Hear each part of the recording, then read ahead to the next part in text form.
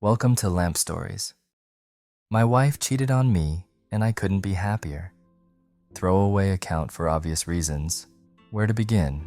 I, 26 male, have been married to my wife, 26 female, Lana, fake name obviously, for 8 years now. I met her 16 years ago in elementary school. We started dating in middle school and slept together for the first time in high school. In our young minds, we thought we were absolutely in love. Nothing would tear us apart. I grew up in Georgia as a Baptist, where there's a kind of weird Christian attitude about sexuality and all that. I don't know, I've never really been religious, and neither has my wife. We didn't really care, but my parents did. They always got on my back that if I was having sex with this girl, I had to marry her. Her parents weren't as strict about it, but essentially, I was forbidden from seeing her. My parents told me at 17 that I would be kicked out of the house if I didn't marry Lana. Looking back now, I don't think they would have gone through with leaving me on the streets for not breaking up with a girl. I'm pretty sure they were trying to manipulate me into living the life they wanted for me. So, we got a courtroom marriage. Her parents were cool with it. They had 3 kids to a room and were glad to have more space in the house. We always talked about having a real wedding one day, but with everything going on in life, we just never got around to it. I got to be married at 18 to the love of my life and still got to finish high school and live with my parents. Since then, I've gotten a lot of therapy. I've realized just how horrible it was for my parents, religious or not, to force their own child to get married so that he wouldn't disappoint Jesus by having sex with one person. It's not like I was even trying to follow any of their other standards. Let's fast forward to the present day. A few years later, we moved out into our own dingy little apartment. I got a job apprenticing to a plumber to pay rent, but neither me or Lana could afford school, and my dad was only willing to pay if I went to a church college or something. I've considered it many times, but it's whatever. Eventually, I kind of just stopped loving Lana. It's not that she stopped being physically attractive to me or anything. It's just that over the years, she did basically nothing. She never got a job. She never did work around the house. Most days she would just play video games, smoke weed with me, and then we'd pass out or have sex. She didn't cook, didn't clean. Hell, I even had to do the laundry after work at midnight some nights, just so I'd have something to wear in the morning. I felt trapped. I wanted to divorce her so badly. I talked to her about changing so many times that I feel like I had the same conversation over and over and over. She'd get a job and quit after a month. She'd cook 3 meals in an entire week and then stop for months. These aren't things you find out about a woman in high school, so we started to get a little distant. Sex reduced to once a month, if that. We didn't even hang out most nights. When I'd come home, she'd be sleeping or way too baked to hold a decent conversation with. In the morning, she would go to Starbucks for a coffee and some other baked goods. Sometimes she'd get something for me, sometimes not. Why didn't I divorce her? Well, honestly, it was just about alimony. I could barely afford to pay rent as it is, but divorcing her, I know she'd get some kind of share of the money I already have an issue keeping.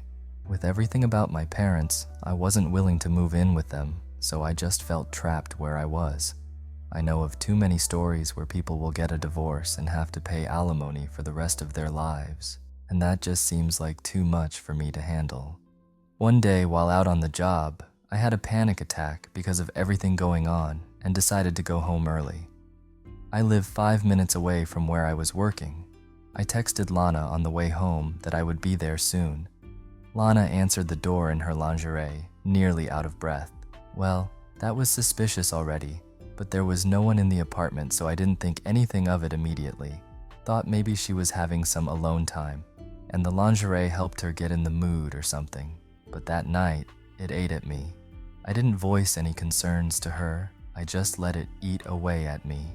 The next morning, I called in sick without telling Lana, drove off, and snuck back to our apartment complex.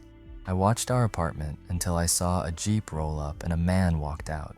He walked up to our first floor apartment and Lana opened the door and let him in. This wasn't a man I'd ever seen before, but I knew what was going on. I went into my apartment, burst into the bedroom to see them already naked with each other, and took some photos. Ignoring her cries, I packed up a bag with any clothes I could find. and I left. Why am I happy about this? I live in Georgia, where adultery is considered a crime. No alimony for cheaters. I felt like I had the entire world ahead of me as I drove away. I know I need a lawyer. I know I need to cover my tracks and all of that. She doesn't use Reddit, so she won't see this, but man, sometimes it's good to be cheated on. Update. A lot of people have been asking for an update, so I figured I'd offer one to tie you over. First off, I've already been meeting with a lawyer about everything. She says the case is pretty cut and dry, and I should be able to get away without any alimony as long as I present the "this affair killed my marriage" attitude about it. She's helping me draft up divorce papers now. I also saw a doctor, and I'm currently awaiting test results for STDs and STIs. Doctor thinks they'll come back negative based on lack of symptoms, but you know how it is. On to the good stuff. When I drove away, my phone was ringing like crazy. Obviously, I didn't answer it. I didn't want to hear from her. I called up a friend of mine. Grew up going to the same church as him. Great guy. Currently working on becoming a pastor for the church I used to go to with him. I told him everything, and he invited me to stay with him until the whole thing is settled. He's also encouraging the divorce, telling me I need to take it easy for a while. I didn't block Lana on anything. I'd usually just let the phone ring about a dozen times in an hour and then move on with my day. I've been applying for jobs all over the world because honestly, I just want to get out of here. I honestly have no idea what I want to do with my life anymore, because before all I did was just to make money to support myself and Lana financially. Never really thought about a life without her until now, TBH. Of course, a few fantasies here and there in passing, but nothing like definite.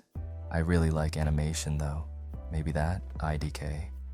About 3 days later, I caved. I answered the phone during one of Lana's many attempts to contact me. We spoke on the phone for a few hours about, well, everything. Life, our lives together, etc. I kept up the impression that I'm just a heartbroken man who wants to end the marriage because she cheated and for no other reason, but the conversation went a little deep. Honestly, there really is part of me that still loves this woman from the bottom of my very soul. Most of my life has been spent with her, and it's just kind of over, you know? She told me about the guy after I hesitantly asked. He was just a random guy she met on a hookup app. Her depression was starting to border on suicidal, and she thought that if she cheated, it might bring some excitement back into her life. She admitted that it did for the first couple of times, but after that it grew just as stale as the rest of her life. It was over 3 months that she cheated with random guys, always with protection, and she would usually get an STD test after moving on to the next guy. I'm still very happy she did what she did so I could move on with my life, but I feel like I've failed as a husband completely. She told me she thinks she failed as a wife and doesn't blame me for wanting a divorce after this. Lana said after a few days she's going to move out of the apartment so that I can move back in since I'm the one paying for it.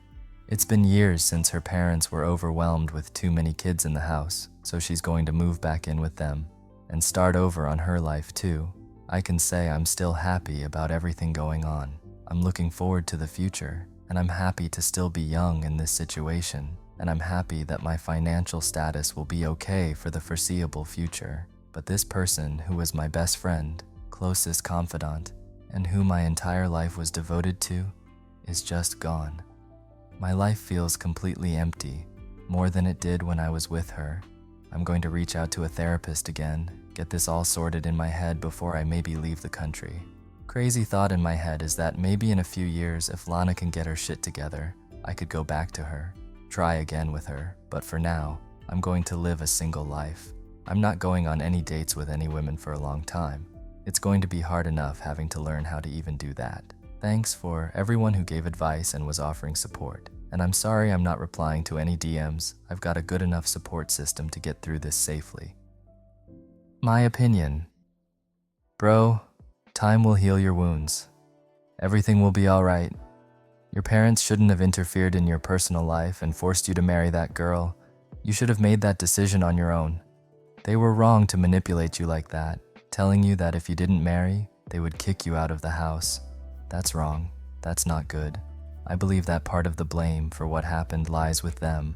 I would also like to add that you should not go back to her in the future. No matter how much you care about her, she cheated on you, and if something goes wrong on your second attempt, she will do it again. Perhaps she is just not the right person for you, and you need to start a new life. Hopefully the pain will subside soon and you will be happy. Best of luck. Thank you for listening. If you like this video, please give it a like and write your opinion in the comments. See you soon.